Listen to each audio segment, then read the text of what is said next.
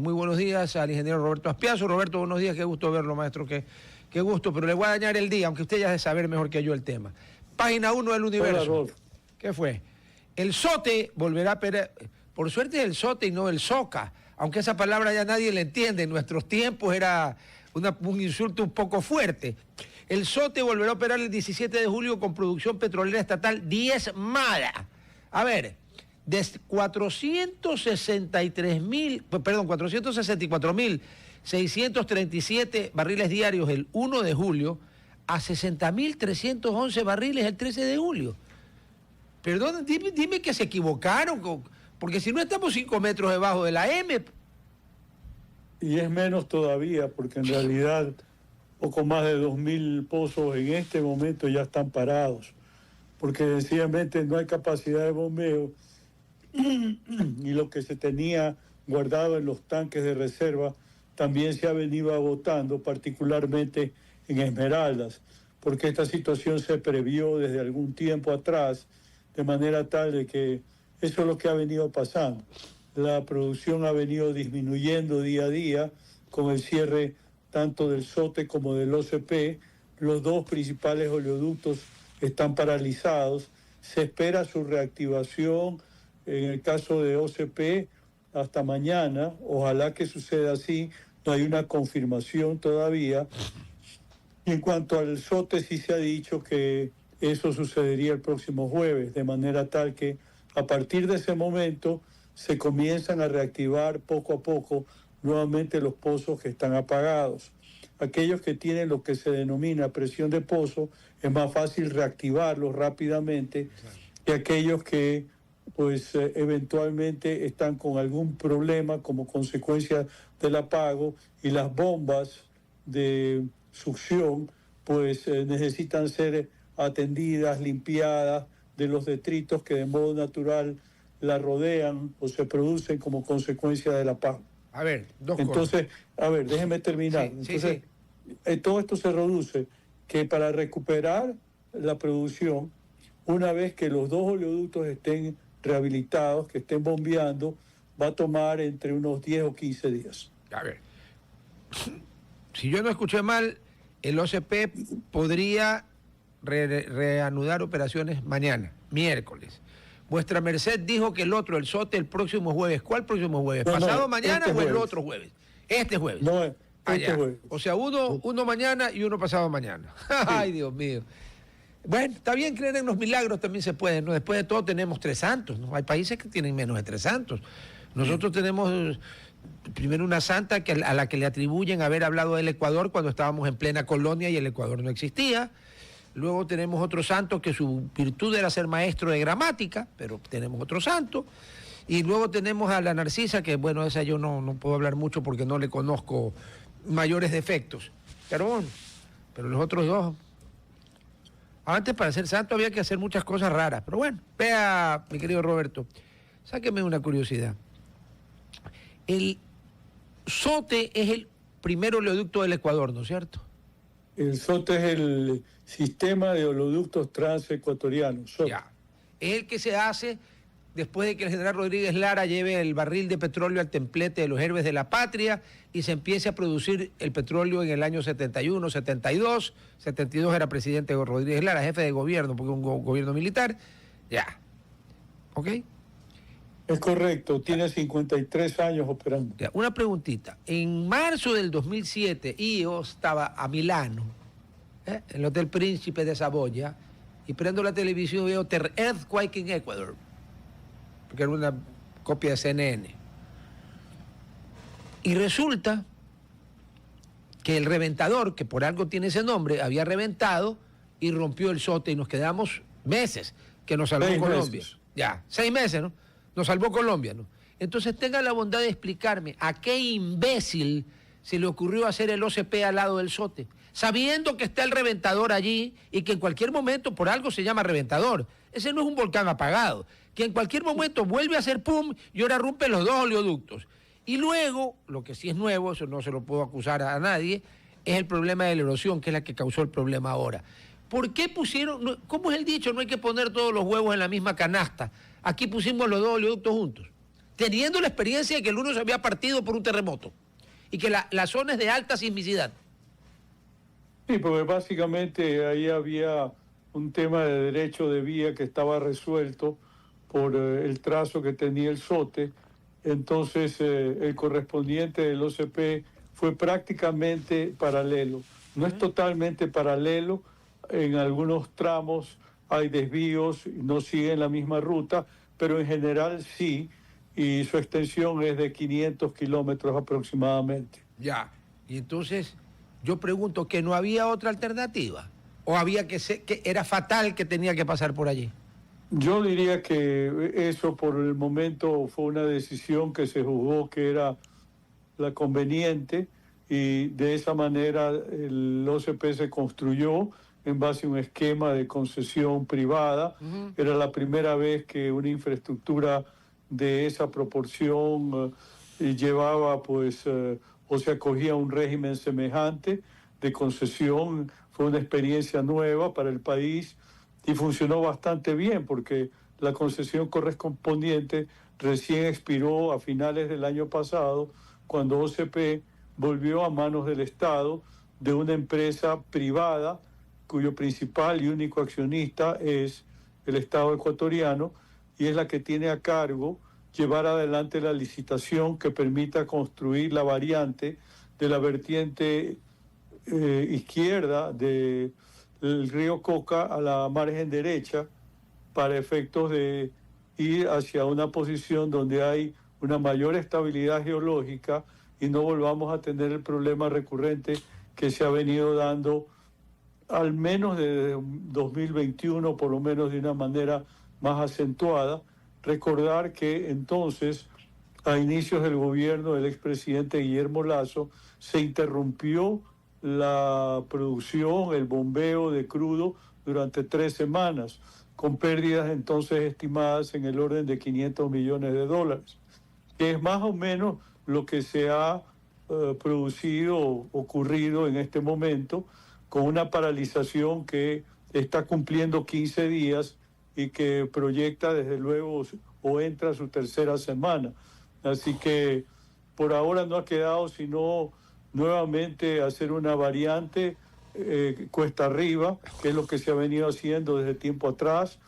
Desde diciembre de 2021 se han tenido que construir 27 variantes a los distintos oleoductos, dígase SOTE, OCP, y también el poliducto Xuxifuindiquito de derivados, y esa es la realidad actual. La única solución es hacer la variante y mover la tubería o las tuberías del otro lado donde no hay erosión regresiva.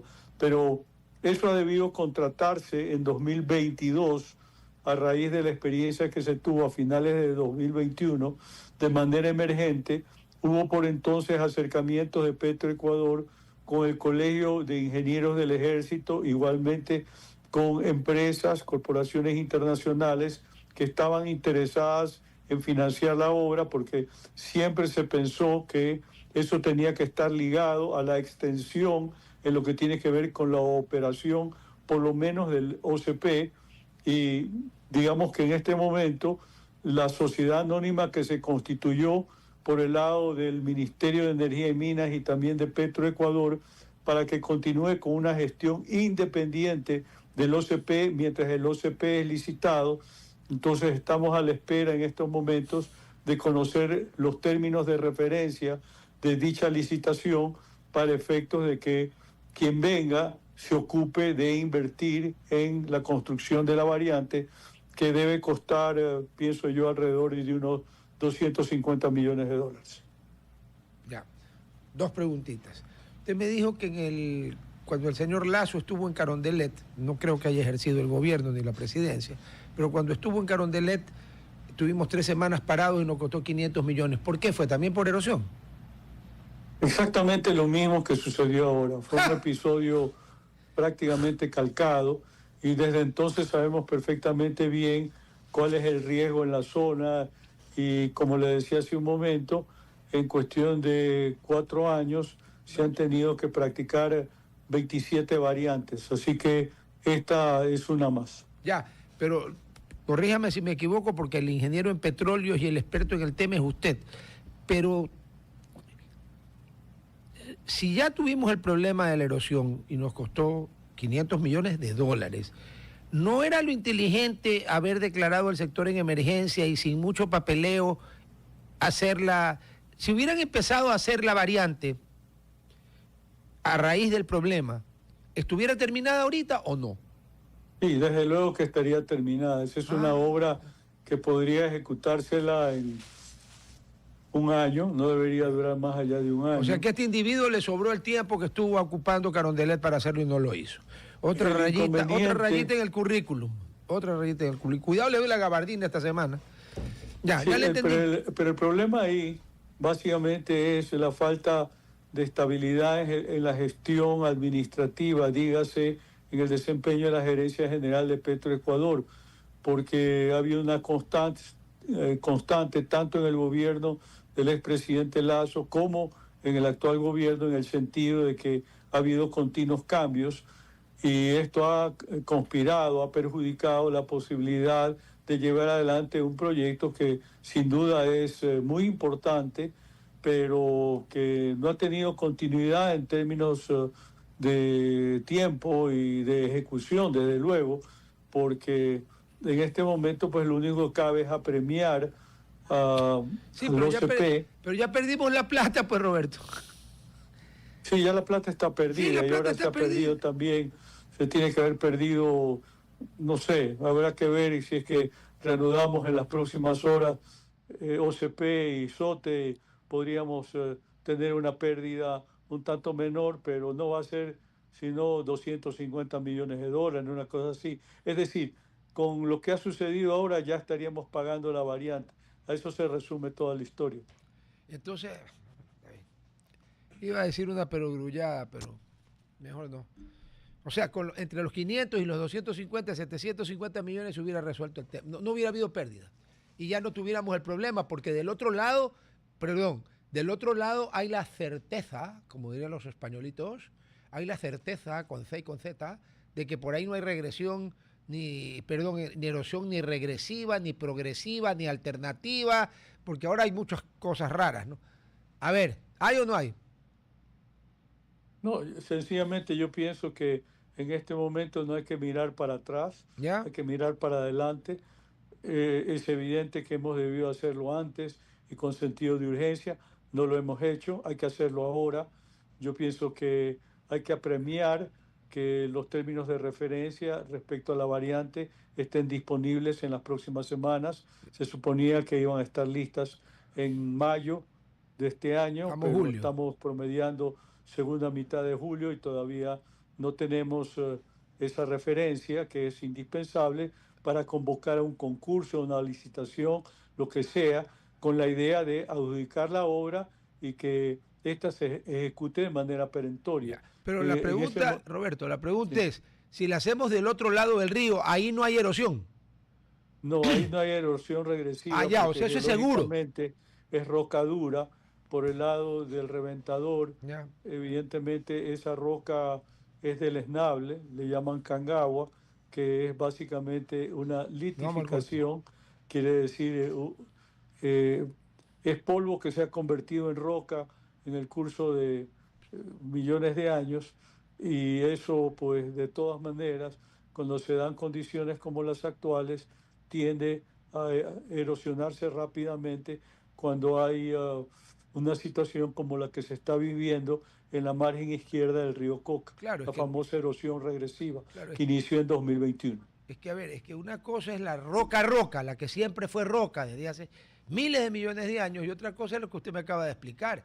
Sí, claro, parece roca, y no, si es roca, y si te pegas ahí te partes la cabeza y te matas, pero resulta que es roca que era arena o tierrita, y cuando viene una situación excepcional como esta, deja de ser roca, y nos jodimos.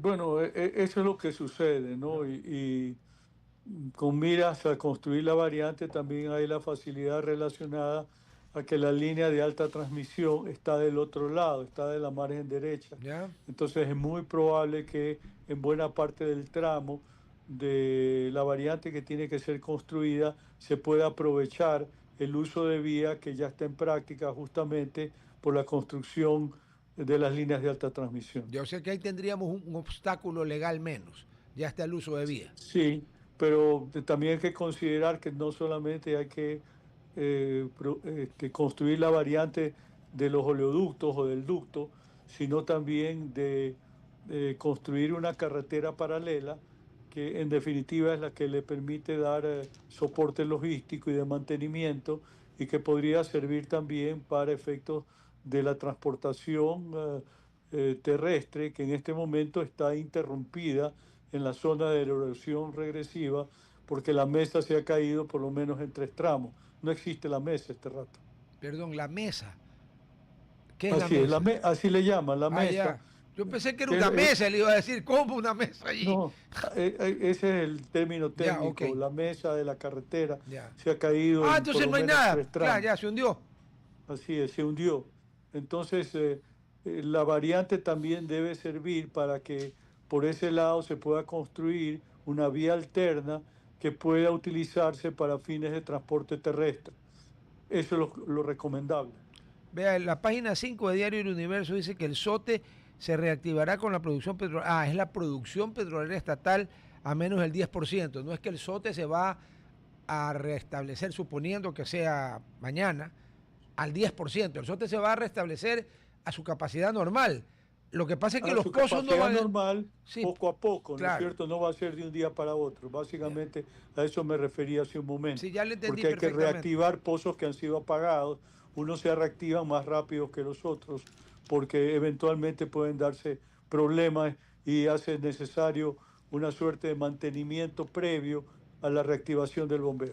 Ya, o sea que tanto el 2022, me dijo usted, como ahora, el problema de la caída catastrófica de la producción petrolera no fue porque no bombeamos, no fue porque no extrajimos petróleo, sino porque no había oleoducto. Exactamente, en 2021 sucedió lo mismo que ha sucedido ahora. Se produjeron deslaves, las tuberías se rompieron, hubo que hacer una reparación que supuso trepar la tubería por la montaña más arriba, pero eso no deja de tener sus dificultades por la necesidad de operar en una zona más empinada, con maquinaria pesada, que igualmente tiene riesgo de deslave. Entonces el escenario no es complicado, la única salida es la variante. No, no, está clarísimo. Ahora, bajamos de 464.000 a 60.000. Perdóneme, ¿cuánto producía el campo que, gracias a la imbecilidad de los 9 individuos esos que se creen Jesucristo y 8 apóstoles, pues los apóstoles eran 12, permitió un referéndum sobre una pregunta, sobre una consulta que se debió plantear como 12 años antes de que nadie invierta un centavo? ¿Cuántos barriles diarios producía el ITT? Producía hasta unos 58.000 barriles al día. En este momento debe estar en 48.000. Muy probablemente la pérdida está en el orden de 10.000 barriles. Por el momento. Lamentable, sí, porque lo que se ha venido haciendo es apagar pozos, ciertamente no los más productivos, pero de todas maneras es un tema que tendrá que resolverse en el tiempo, toda vez que si hay que hacer una consulta popular, pues eso debió hacerse en el ámbito local, no en el ámbito nacional, tal como sucedió, porque eso es lo que dispone la propia Constitución. En esos casos excepcionales tiene que pronunciarse la gente del lugar y no la gente que vota sin saber exactamente qué es lo que votaba, como sucedió en agosto de 2023. No, pues además teníamos el precedente clarito cuando fue el tema del Chocó Andino. No votó todo el Ecuador, votó solamente la zona donde estaba el Chocó Andino. Acá votó todo el Ecuador y se dio la paradoja que el rebaño votó en contra, pero los habitantes de las dos provincias donde estaba el tema, que comían de eso, votaron a favor de que se siga explotando, porque además eran 80 hectáreas de 900.000. O sea, ¿sabe qué? Así es. Yo no entiendo. Yo pienso que en algún momento, cuando las circunstancias políticas lo permitan, hay que reformular esa consulta popular. Sí, señor. Además se hizo en base a una pregunta que databa de 2011, cuando el campo no había sido desarrollado. y en última instancia uno tendría que considerar que el pronunciamiento popular rige en adelante, pero aquí lo pretenden hacer con efecto retroactivo, de modo tal que las 7 plataformas que en el interín fueron instaladas deben ser desmontadas para efectos de cumplir con la prescripción de la pregunta de la consulta popular que data de hace más de 10 años atrás. O sea, por donde uno lo mire es un sinsentido. Bueno, usted es una persona muy educada, pero yo creo que es una imbecilidad, por no usar otra palabra un poco más fuerte. Además, que como usted bien dice, si querían hacer la consulta, no hay problema. Haga la consulta antes de haber metido, entiendo que 2.000 y pico de millones en explotar, y va a costar desmantelar eso algo parecido. O sea, eso es hasta un crimen de lesa patria. O sea, Rocafuerte, García Moreno y Alfaro los hubieran fusilado a los 9. Además es el único campo nuevo que tiene el Ecuador. Es importante considerar eso, porque el resto de los campos sujetos a explotación son campos viejos, incluido Sacha, que a pesar de estar en producción más de medio siglo, todavía produce 77.000 barriles por día. O sea que Sacha es the best. Pelé, Messi y Maradona juntos. Sí, Sacha sigue siendo la joya de la corona. Veamos qué se decide hacer con este campo que está en manos de Petroecuador y que a finales del año pasado pretendió ser adjudicado a un Ya estamos consorcio nuevamente en la radio. Sí. por la empresa estatal china, Sinopec. Sin duda, pues es una empresa de ámbito mundial, ¿no? Muy No, importante. sí, pues, o sea, y bueno, la China es un país pequeño, solo tiene 1.400 millones de habitantes, o sea, es parecido al Ecuador, claro. La economía es parecida, las compañías son parecidas, somos unos imbéciles, en otras palabras. Roberto, si el ITT era el único campo nuevo, y yo entiendo que el petróleo no es que usted lo saca y se vuelve a crecer, o sea, el petróleo que usted saca, saca. Ese ahí ya no, en el mismo hueco al menos no va mermando hasta que lo termina de explotar. Si no tenemos más campos nuevos, no hay que ser muy inteligente para saber cuál es el destino, pues final, cero petróleo. Es correcto, y para Ecuador es un desafío aumentar el nivel de reservas porque se han venido consumiendo a un ritmo de 173 millones de barriles al año, por citar la referencia de 2024, y como no ha habido esa recuperación, pues hoy por hoy hay estudios que indican de que tendríamos petróleo solamente para los próximos 10 años, en la medida que no descubramos nuevas reservas y las pongamos en producción, que ese es el desafío que hoy por hoy tenemos. Evidentemente hay quienes piensan que los niveles de reserva van más allá de lo que señala un último estudio del Ministerio de Energía y Minas, que da cuenta de poco más de 1.600 millones de barriles y estima que eso podría ser tranquilamente poco más del doble, hasta el triple, pero mientras no realicemos una campaña de exploración en los campos viejos, en lo que actualmente tenemos, para hacer nuevos descubrimientos, evidentemente es un tema que queda sujeto a especulación y con un horizonte incierto. Sí, pero Roberto, usted y yo sabemos, porque creo que a ambos dos, como dicen en la corner de la street, nos dieron enseñando en los respectivos colegios en que estuvimos, que uno si tiene una hipótesis optimista y una hipótesis pesimista, ya, ok, busque una intermedia si no quiere irse a la pesimista para estar preparado para lo peor y si pasa lo mejor, pues hacemos fireworks. Pero en cambio acá estamos pensando en lo optimista. Esa es una estupidez, pues. O sea, si no tenemos, usted no puede, porque yo quisiera que el Ecuador tuviera las mismas reservas que Irán, Irak, Arabia Saudita, Venezuela, Estados Unidos, etcétera. No se puede. Tenemos las reservas que tenemos y para saber si tenemos más hay que hacer prospecciones, ¿no es cierto? No es de adivinar, ¿no?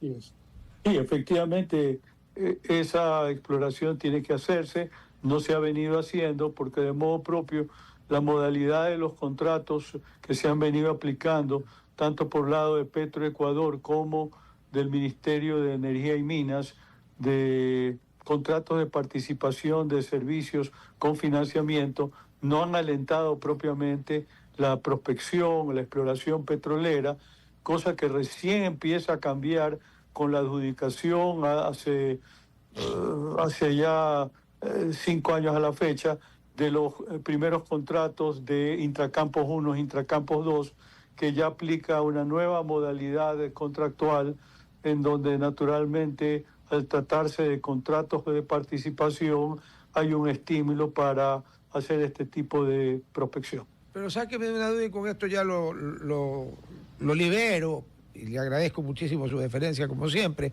Pero dígame una cosa, nosotros no teníamos contratos de participación antes como un contrato estándar, hace unos años, hasta que vino alguien iluminado y los cambió. En el 2019 tendríamos básicamente la modalidad del contrato de participación, pero como en esa época había un alto precio del petróleo, se consideró de que eso debía ir a beneficio del Estado y no de las compañías transnacionales. Entonces se los obligó a cambiar los contratos de participación por contratos de participación de servicios específicos con financiamiento. Y eso supuso que muchas empresas decidieran salir del país, es decir, no aceptar el cambio, presentar recursos de arbitraje que a lo largo de los años se han venido ganando prácticamente todos. Pero ganando por ellos, pues no por nosotros, pues, ganando por ellos. Lo que sucedía antes, en 2009, es que el 80% de la producción del país correspondía a corporativos internacionales, básicamente, y el resto a Petroecuador. Hoy por hoy es a la inversa. Petroecuador tiene el 80% y las corporaciones que son concesionarios, operadores, el 20% restante, es decir, se le dio la vuelta. Entonces el dilema sigue siendo, ¿cuál es el modelo que vamos a seguir hacia el futuro? ¿En qué términos queremos cambiar el modelo? Eso es el desafío que hoy por hoy tenemos entre manos, tanto los actores políticos, las autoridades que en última instancia tienen la capacidad de decisión, y aquellos que estamos del otro lado a la espera de que se cumplan con algunas expectativas que hasta este momento se mantienen frustradas. Ya mismo me hace usted cometer seppuku como en las películas japonesas. Por último, cuando estábamos con 80% en las transnacionales y 20% Petroecuador, ¿cuántos barriles producíamos? Más o menos. Llegó a producir en un momento hasta 569.000 barriles por día. O sea, producíamos 100.000 más que lo que producimos ahora. Y segundo, a ver, por suerte, Irán no cerró el estrecho de Hormuz. Porque si se hubiera cerrado el estrecho de Hormuz, el petróleo a lo mejor se iba a $200 el barril o más y nosotros estábamos sin poder sacar el petróleo. ¡Viva el Ecuador! Vamos todos juntos al carajo. Mi querido Roberto, le agradezco muchísimo su amabilidad. Un abrazo. Gracias.